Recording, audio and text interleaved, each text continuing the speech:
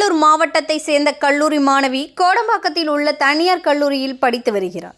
மாணவி தினசரி பஸ் மூலம் கல்லூரிக்கு செல்வது வழக்கம். நேற்று வழக்கம் போல் அரசு பஸ்ஸில் ஏறி கோயம்பேடு சென்று கொண்டிருந்தார்.